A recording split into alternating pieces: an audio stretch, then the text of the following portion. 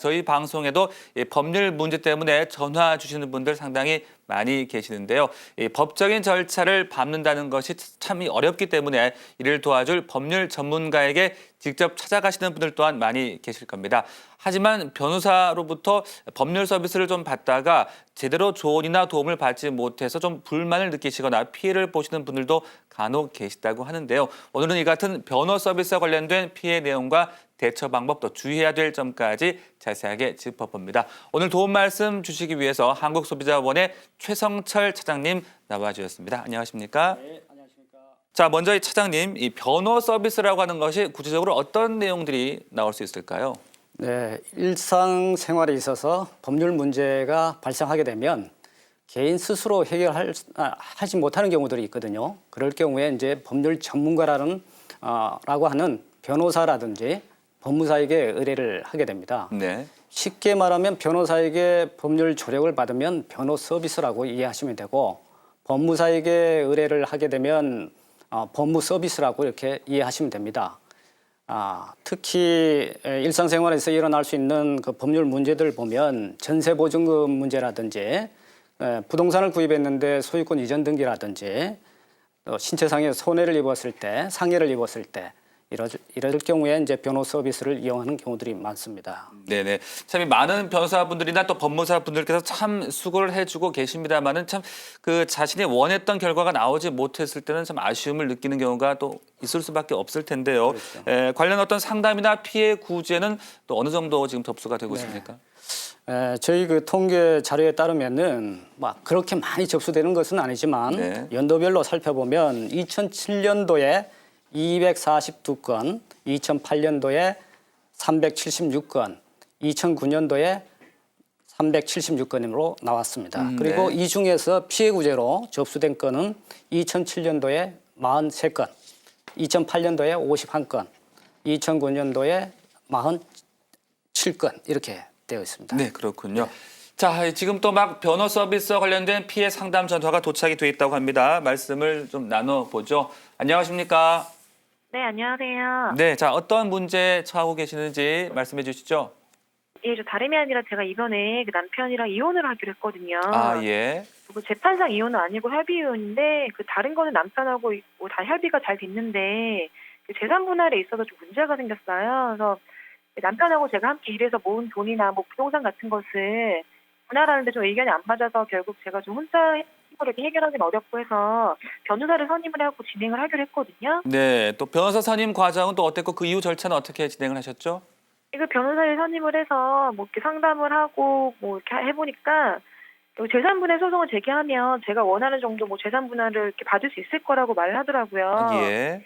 그래서 뭐 소송에 승산이 있다고 하니까 변호사를 선임을 했는데 그 선임료랑 뭐 소송비까지 다 해서 400만 원을 송금해야 한다고 하더라고요. 그래서 상담을 받고 한 3일 정도 후에 그 계좌로 바로 송금을 했어요. 네. 송금하신 이후에 이제 그 다음 절차, 소송 절차는 바로 진행이 되신 걸까요? 예, 그 소송을 바로 진행하려고 했는데 네. 그 뭐 다음날 계좌 입금하고 다음날 남편이 갑자기 뭐 마음이 바뀌었는지 뭐 제가 원하는 대로 재산 분할을 이렇게 해주겠다고 하더라고요. 뭐 저야 어차피 소송도 안 해도 되고 뭐 절차도 복잡하게 안 거쳐도 되니까 알았다고 하고 남편하고 전화를 끊고 나서 그 변호사한테 바로 연락을 해가지고 소송을 보류해달라고 얘기를 했어요. 아, 예. 예, 그 왜 그러냐고 물어보기에 남편하고 협의가 잘 될 것 같아서 일단은 이제 보류를 해달라고 했는데 다음날 남편이 진짜로 협의서를 작성하고 뭐 이렇게 소송 협의서를 이렇게 가지고 와서 작성을 했더라고요. 소송을 진행하지 않아도 되니까 변호사 사무실에 연락을 해서 그 계약을 해지하겠다고 얘기를 했어요. 아, 예. 소송 비용은 뭐 소송이 진행 안 됐으니까 제가 당연히 받을 수 있다고 생각했고 그 어느 정도 위약금이 있을 거라고 생각해가지고 위약금을 제외한 나머지 그 선임료는 돌려받기로 했었거든요. 네네. 근데 그래요, 그 제가 이제. 네네 근데 제가 계좌로 그 확인을 해봤더니 70만 원밖에 입금이 안 된 거예요. 아하, 예, 예. 70만 원만 이렇게 들어왔더라고요. 그래서 제가 변호사 사무실에 연락을 해서 왜 이것만 돌려주냐고 얘기를 했더니 뭐 위약금이 거의 뭐 330이라는 식으로 말을 하더라고요. 네.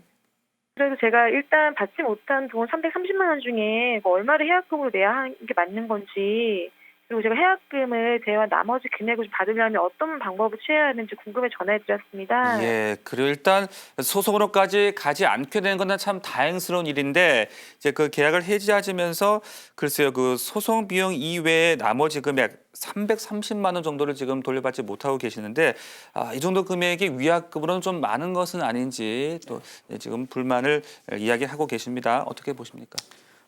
이 330만 원은 착수금입니다. 네네. 70만 원 돌려받으신 것은 이제 소송 비용이라고 인지대나 송달료를 말하는 것 같습니다. 그러시겠죠, 네. 변호사 업계에서는 이 착수금에 대해서는 돌려줄 수 없다. 이 과정적으로 그렇게 해오고 있습니다. 네. 이제 왜냐하면 약정서에 그렇게 기재되어 있다는 거죠. 그래서 이 약정 내용은 사실상 그 공정거래위원회에서 이미 무효 심결, 약관 심사 청구를 통해서 무효 심결을 한 바가 있습니다. 아, 그렇군요. 네. 그렇기 때문에 이 착수금에 대해서는 그 변호사가 사건을 수임하기 위해서 노력했던 정도라든지 사건 처리의 어떤 경과라든지 네. 이런 것들을 살펴봐야 되는데 지금 이 착수금의 성격부터 먼저 좀 살펴보면 네. 이것은 소송 사무를 위임하면서 전제로 이렇게 지급하는 것이고 또 소송 사무가 종료될 때까지 사무 처리 비용 외에 지급되는 금액이라고 보시면 됩니다. 네. 계약이 중도에 이제 종료가 되는 경우가 있는데 그 변호사와 의뢰인 간에는 위임 계약이거든요. 계약에 의해서 중도 계약 해지할 수 있도록 법상 나와 있습니다. 해지할 경우에 그 변호사와 의뢰인 간의 협의하에서 사무 처리 정도라든지 그다음에 당사자의 기책 여부에 따라서 어느 정도 돌려받을 수가 있는 것입니다. 네. 그리고 그래요. 네. 지금 이 상담자의 경우에는 소장이 작성이 되지 않았다면 변호사의 수임 사무 정도를 따져갖고 실비 정도를 제외한 나머지 금액은 돌려받을 수 있다라고 네. 이렇게 보여집니다. 네, 물론 뭐 소송이 끝까지 진행이 됐는데도 불가피하게 좀 예상하지 못했던 결과가 나왔을 때는 뭐 착수금을 못 받을 수가 있겠지만 그렇죠. 네, 이렇게 바로 해지를 했을 때는 좀 착수금을 다시 받는 게 좀 네. 합당해 보이고 물론 뭐 어느 정도의 실비 같은 것은 조금 제할 수 있겠습니다만은 네, 어떤 조치를 이제 좀 취하시는 것이 좋을까요? 먼저 이런 문제가 생기면 서로가 이렇게 일보 양보해서 협의점을 찾아가는 것이 가장 좋은 방법이죠. 네네. 사실. 그런데 사실 소비자는 약자이다 보니까 변호사에게 제대로 이렇게 이야기하기가 어렵습니다. 그러다 보니까 이제 저희 한국소비자원에 도움을 요청하시는 것이 가장 바람직하고 네. 신속하게 일을 처리할 수 있다라고 이렇게 보여집니다. 네네. 접수하는 방법은 직접 오셔서 방문하셔서 접수하는 방법이 있고 네. 또 방문이 어려운 경우에는 인터넷 홈페이지를 통해서 피해구제 신청서를 다운받아서 네. 그 신청서를 작성하시고 관련 서류를 첨부해 가서 우편이나 팩스로 접수를 해주시면 됩니다. 네, 알겠습니다. 자, 변호사 측과도 좀 다시 한번 잘 합의를 해 보시고요. 바로 해지를 한 것이니까 뭐 어느 정도의 비용만은 좀 제하고 돌려달라는 말씀도 좀 더 나눠 보시고 정또 그 상황이 좋아지지 않는다면 한국소비자보호원에 정식으로 피해 구제를 접수하시는 방법까지 조언을 드리겠습니다. 예, 알겠습니다. 고맙습니다. 네, 참고하시기 바랍니다. 네, 고맙습니다.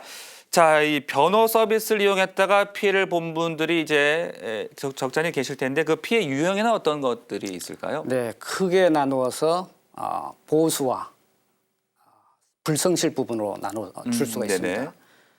보수 부분이 한 6대 4 정도로 많습니다. 보수라는 것은 이제 세부적으로 들어가 보면 크게 이제 착수금, 착수보수라고 요즘 이렇게 바뀌었습니다. 네. 착수보수, 성공보수 이렇게 나누죠. 그리고 불성실 부분으로 들어가 보면 거기에는 소장을 작성한 이후에 변론 기일이 잡혔는데 변호사가 제때 출석하지 않는다든지 예. 그다음에 중요한 증거 자료를 제출을 해야 되는데 제출하지 않아서 않는다든지 그다음에 또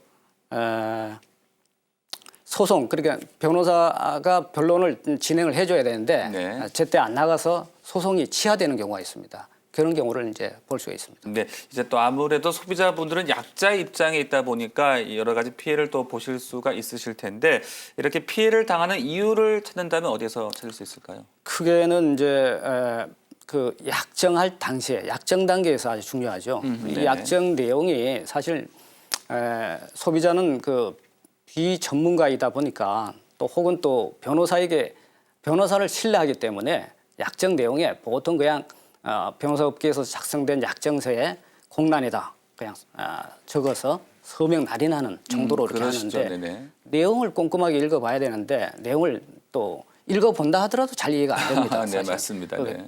계약 약정 단계에서 그 내용을 숙지를 못해서 일어나는 피해 사례들이 또 많다고 보여집니다. 네네. 이제 소비자분들께서 변호 서비스를 이용하실 때 아까 말씀을 하신 대로 이제 약관도 좀 꼼꼼하게 읽어보시고 이제 신중하게 서명을 하셔야 될 것 같고 그 외에 또 어떤 점들을 좀 주의하시는 게 좋을까요? 이제 보통 보면 이제 본안 소송이 있고 그다음에 보전 소송이 있는데 네. 제가 좀 전에 말씀했듯이 법률적으로 지식이 없다 보니까 보전 사건을 본안 소송과 같이 연계해서 위임하는 것으로 이제 소비자들이 착각을 일으키는 경우가 있습니다. 그래서 약정할 때 위임 범위를 명확하게 할 필요가 있습니다. 네네. 네. 그리고 이제 보통 그 중도에 이제 계약을 해지하는 경우가 있습니다. 네. 이럴 경우에 이제 보통 소를 취하한다든지 소송을 포기한다든지 이런 경우가 있죠. 네. 이런 경우에 보통 성공보수라는 부분을 약정을 하거든요. 네. 이런 경우에도 가령 때에 따라서는 성공보수를 지급해야 하는 경우들이 들어 있습니다. 예. 그래서 이런 부분을 주의해야 되겠습니다. 소송을 취하한다고 해서 무조건 다 돌려받는 것은 아닌 아니죠. 거군요. 예. 예를 들어서 승소가 될 것을 예견하고 약정을 했는데 소송이 커진 승소할 단계까지 이르렀다든지 그런데 네. 불구하고 우리인이 소를 취하하면 변호사 입장에서는 성공보수를 받지 못하는 경우가 있을 수 네. 있기 때문에 이런 경우에는 때에 따라서는 성공보수도 지급해야 할 경우가 생깁니다. 네, 또 이제 아까 말씀하신 대로 이제 계약서 작성하실 때 약관 내용도 꼼꼼하게 살펴보셔야 될 그렇죠. 거고요. 예. 네. 네. 그리고 일단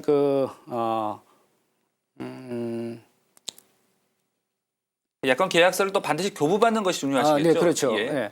이 이제 약정을 했다고 해서 네. 보통 교부를 잘 안 받습니다. 그런데 네. 나중에 문제가 생기면 약정 내용을 나는 이렇게 했다, 상대방은 저렇게 했다 이렇게 다툼이 네네. 생기거든요. 그 입증을 하기 위해서는 예. 반드시 약정서에 꼼꼼히 읽어보고 그 약정서를 하시고. 서명 날인하고 네. 본인이 교부를 받아서 네. 챙겨 두셔야 나중에 다툼에 있어서 해결점을 찾을 수가 있겠습니다. 네, 알겠습니다. 이제 네. 법률 서비스 이용하실 때 여러 가지 좀 꼼꼼하게 살펴보셔야 될 것 같고 또 많은 법조인들께서 참 고생을 하고 계십니다만 우리 서민들의 좀 답답한 마음에 좀 더 귀를 기울여줬으면 하는 그런 마음도 함께 가져보겠습니다. 오늘 도움 말씀에 한국소비자보호원의 최성철 차장님과 함께했습니다. 말씀 고맙습니다. 감사합니다.